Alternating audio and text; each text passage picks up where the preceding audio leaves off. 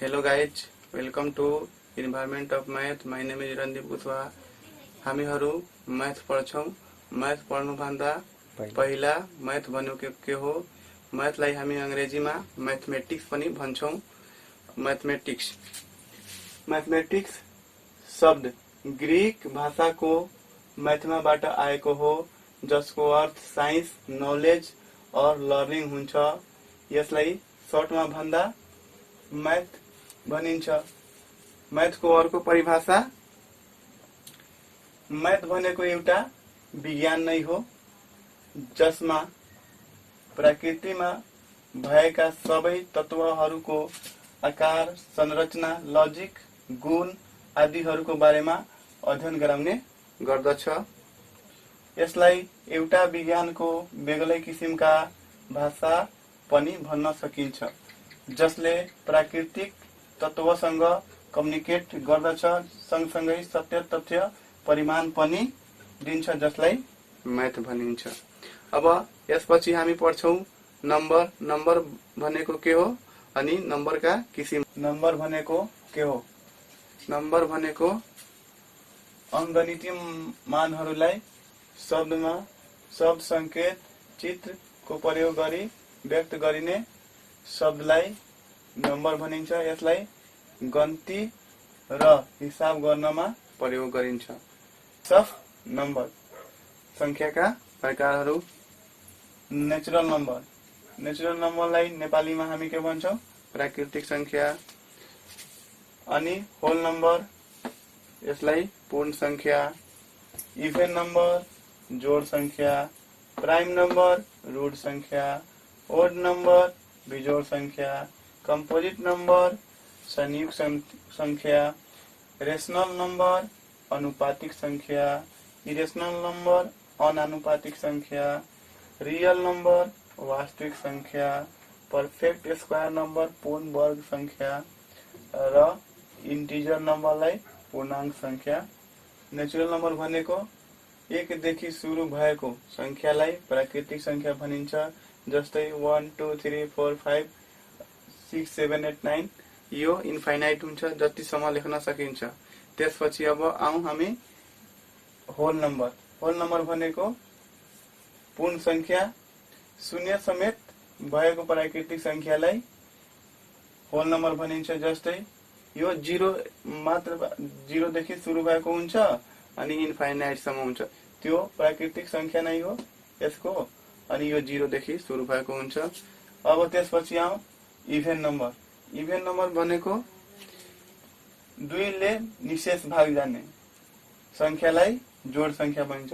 दुईले निशेष भनेको शेष आउँदैन त्यसमा। अब दुईले भाग गर्दाखेरि कुनै पनि संख्यामा अब 4 छ, यसमा शेष आउनु पर्यो, रिमेनिङ आउनु पर्दैन। जस्तै 4 मा 2 ले भाग गर्दाखेरि 2 आउँछ। 6 मा 2 ले डिवाइड गर्दाखेरि 3 आउँछ। 12 मा डिवाइड गर्दाखेरि 6 आउँछ। यस्तै अब यो 3 मा डिवाइड 2 ले गर्दाखेरि यो आउँछ, आउँदैन। अब हामीलाई बुझ्नु पर्यो प्राइम नम्बर। प्राइम नम्बरलाई हामी नेपालीमा रुट संख्या, जुन संख्यालाई 1 ले र त्यही संख्याले मात्र भाग जान्छ त्यस्तो संख्यालाई रुट संख्या भनिन्छ। जस्तै हामीहरूलाई अब 2 छ भने 2 मा भाग गर्दाखेरि 2 ले नै भाग गर्नुपर्छ भने कति आउँछ? 1 आउँछ। अनि फेरि 2 मा 1 ले भाग गर्दाखेरि के आउँछ? 1 नै आउँछ। अनि अब के छ? 3 मा 3 ले भाग गर्दाखेरि कति आउँछ? 1 आउँछ।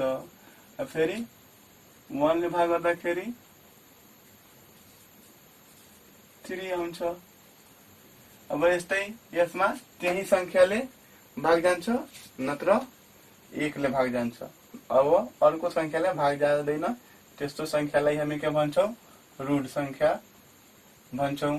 अब त्यसपछि हामी आउँ अब ओड संख्या। ओड नम्बर। ओड नम्बर भनेको के हो यसलाई बुझौं। यसलाई नेपालीमा हामी बिजोड संख्या भन्छौं। अब 2 ले भाग नलाग्ने प्राकृतिक संख्यालाई बिजोड संख्या भनिन्छ। अब यसमा यो यस्तो संख्या आउँछ जसमा 2 ले भाग लाग्दैन। जस्तै हेरौं, अब 1 मा 2 ले भाग गर्दाखेरि त्यो एउटा डेसिमलमा आएछ, डेसिमलमा आउँदाखेरि त्यो हुँदैन। फेरि 3 मा हेर त 2 ले डिभाइड गरेर यो पनि डेसिमलमा आउँछ, वा यसलाई मिश्रित भिन्नमा आउन सक्छ। अब यसलाई डिभाइड गर्दाखेरि 2 एकम 2 1/2 आउँछ। त्यस्तो हुनु परेन, एकैचोटि यसमा कट्नु पर्यो, त्यसमा कट्दैन। जस्तै यसमा हेर्नुस् त कति के छ, 1 3 5 7 9 11 13 15 17 19 21 30 23 अनि 50 अरू पनि हुन सक्छ। अब यो त भयो बिजोड संख्या। अब बिजोड संख्या पछि के पढ्ने, यो कम्पोजिट नम्बर। कम्पोजिट नम्बरलाई हामी यसलाई नेपालीमा संयुक्त संख्या भन्छौं। जुन संख्यालाई 1 ले र त्यो संख्याले बाहेक अरू संख्याले पूर्ण भाग जान्छ भने त्यस्तो संख्यालाई संयुक्त संख्या भनिन्छ। अब 1 र त्यो संख्याले पनि अरू पनि संख्याले भाग जान्छ यसमा। जस्तै अब 2 मा 4 मा 2 ले भाग गर्दाखेरि 2 आउँछ। अब 4 मा 1 ले भाग गर्दाखेरि के आउँछ, 4 आउँछ। अनि अरू पनि आउँछ यसमा, 4 ले 4 मा भाग गर्दाखेरि 1 आउँछ। जस्तै फेरि हेर्नु त, अब हामी आउँ रेशनल नम्बर, जसलाई हामी नेपालीमा यसलाई अनुपातिक संख्या भन्छौं। अनुपातिक संख्या भनेको 2 वटा पूर्ण संख्याहरू अनुपातको रूपमा व्यक्त गर्ने संख्यालाई अनुपातिक संख्या भनिन्छ। अनुपातको रूपमा जस्तै यो 2:4, जसलाई 2/4, यसलाई फ्रेक्सनमा लेख्न सकिन्छ।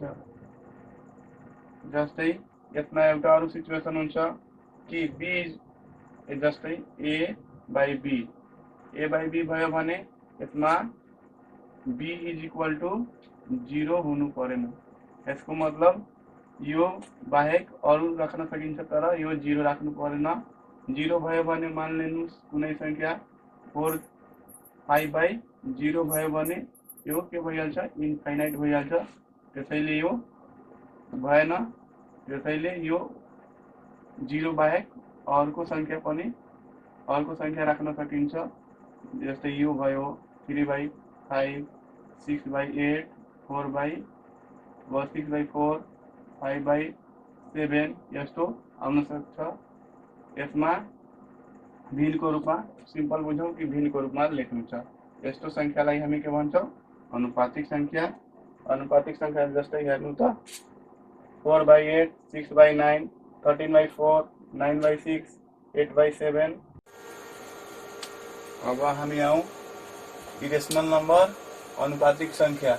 अनुपातिक संख्या भनेको अन्तहीन दशमलव संख्याहरूमध्ये पुनरावृत्ति भएका अन्तहीन दशमलव संख्याहरूलाई अनुपातिक संख्या भनिन्छ। जस्तै यसमा √2 √3 √5 √6 √7 जस्तै यसमा हामीहरू के गर्छौं, पहिला पुनरावृत्ति।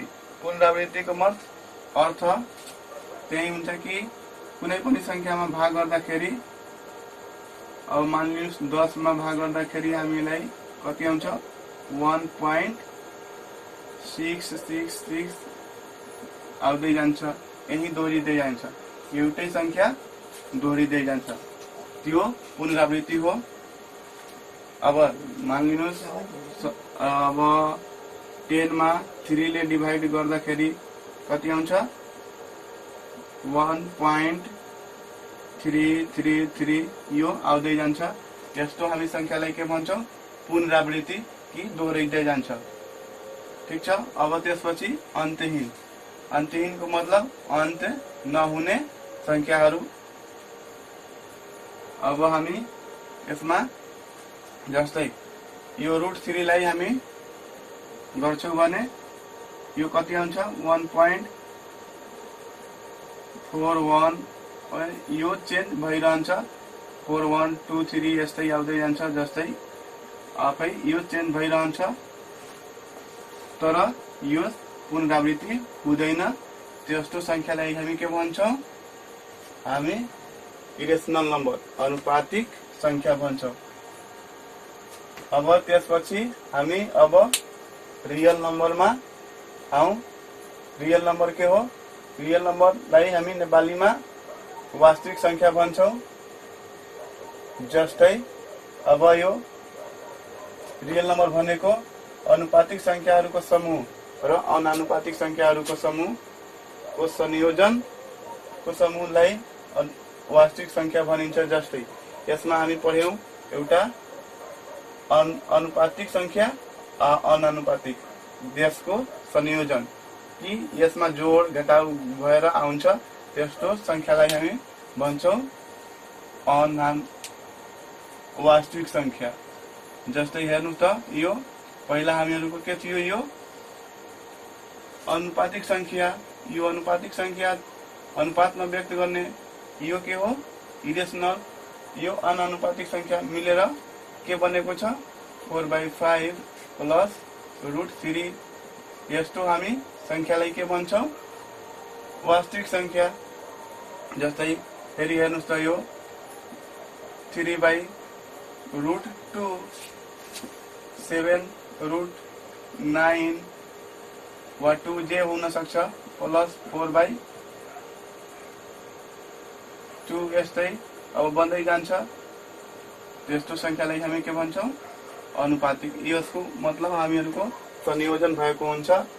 अनुपातिक संख्या र अनानुपातिक संख्या संयोजन भई मिली बनेको हुन्छ। त्यस्तो संख्यालाई हामी के भन्छौं?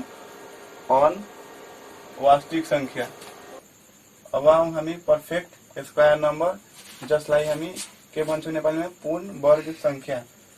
पूर्ण वर्ग संख्या भन्नाले कुनै पनि संख्यामा त्यही संख्याले गुणन गर्दा आउने गुणनफललाई पूर्ण वर्ग संख्या भनिन्छ। जस्तै 4 8 16 25 36 79 49। अब हेर्नु त यो 2 यो कुनै पनि संख्यामा लियौं 2, त्यही संख्यामा त्यही संख्याले गुणन गर्दा अब 2 मा 2 ले गुणन गर्दाखेरि कति हुन्छ? 4। अब 6 मा 6 ले गुणा गर्दाखेरि कति आउँछ? 36। अब 7 मा 7 ले मल्टिप्लाई गर्दाखेरि कति आउँछ? 49। यस्तै आउने संख्याहरूलाई हामी के भन्छौं? पूर्ण वर्ग संख्या भन्छौं, जसलाई अंग्रेजीमा पर्फेक्ट स्क्वायर नम्बर भन्छौं। यस्तै आउँदै जान्छ। त्यस्तो संख्यालाई हामी के भन्छौं? पूर्ण वर्ग संख्या। अब आउँ हामी कुलमा। अब इन्टिजर नम्बर। इन्टिजर नम्बर के हो? यसलाई नेपालीमा पूर्णांक संख्या भन्छौं हामी। अब यसलाई पूर्णांक संख्या भनेको के हो? धनात्मक र ऋणात्मक दुवै भएको संख्यालाई पूर्णांक संख्या भनिन्छ। जस्तै यसमा हेर्नु त अब एउटैको धनात्मक ऋणात्मक, त अब 1 को धनात्मक प्लस लेख्ने अनि ऋणात्मक लेख्दाखेरि के लेख्ने? -1। अब यसलाई समग्र रूपमा लेख्दाखेरि सर्टकटमा लेख्दाखेरि प्लस -1। यो प्लस पनि छ यसमा अनि माइनस पनि छ भनेकै चोटी सर्टकटमा यस्तो लेखिन्छ। जस्तै हेर्नुस् त प्लस -1 प्लस -2 प्लस -3 प्लस -4। अब 4 को हेर्नुस् त प्लस 4 -4।